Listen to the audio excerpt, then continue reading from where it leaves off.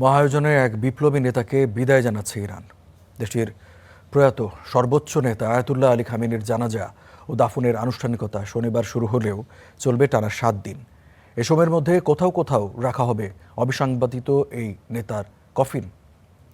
কোথায় রাখা হবে সেটা এবং কোন দিনের আনুষ্ঠানিকতা কি সেটা থাকছে প্রতিবেদনে। جمهوری اسلامی کوتاه نخواهد آمد.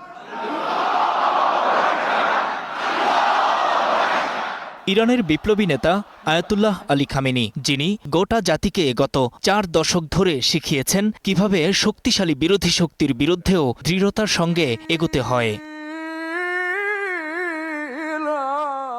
সেই মানুষটিকেই বিদায় দিচ্ছেন ইরানিরা। যে বিদায়ের ভাষাটা এমনই।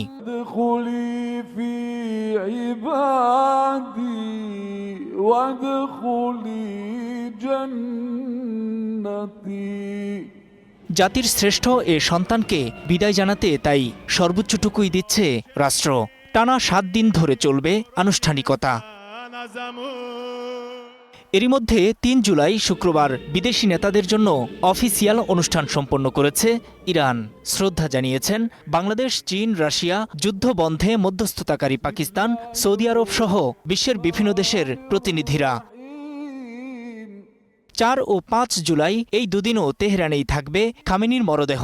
গ্র্যান্ড মুসাল্লায় জানাজা ও অন্যান্য আনুষ্ঠানিকতা রাখা হয়েছে কার্যতালিকায়। তেহরান জুড়ে শোক মিছিল করা হবে 6 জুলাই। এরপর 7 জুলাই শোক মিছিল তেহরান থেকে যাবে 120 কিলোমিটার দক্ষিণে অবস্থিত কোম শহরের দিকে। ইরানের সবচেয়ে প্রখ্যাত মাদ্রাসাগুলো অবস্থিত শহরটিতে, যেখানে পড়াশোনা করেছেন খামেনি সহ হাজার হাজার আলেম। ইরান ও ইরাকের কর্মকর্তারা জানিয়েছেন 8 জুলাই কোম থেকে খামেনির মরদেহ নেওয়া হবে ইরাকে। সেখানকার নাজাফ ও কারবালায় হবে জানাজা ও শোক মিছিল। নাজাফে রয়েছে হজরত আলী রাদিয়াল্লাহু তাআলা আনহু এর কবর, অন্যদিকে কারবালায় রয়েছে তার ছেলে ও বিশ্বনবী হজরত মুহাম্মদ সাল্লাল্লাহু আলাইহি ওয়াসাল্লামের নাতি হোসাইন রাদিয়াল্লাহু তাআলা আনহু এর কবর। ফলে এই দুটো স্থান অন্যতম গুরুত্বপূর্ণ। 9 জুলাই শুরু হবে দাফনের পর্ব। ইরানে ফিরিয়ে নেওয়া হবে খামেনির মরদেহ। আধ্যাত্মিক নগরী মাশহাদে শিয়া মতাদর্শের ইমাম রেজার কবর চত্বরে দাফন করা হবে বিপ্লবী এই নেতাকে। এই শহরেই 1939 সালে জন্মগ্রহণ করেছিলেন খামেনি। নূর মোহাম্মদ, স্টার নিউজ।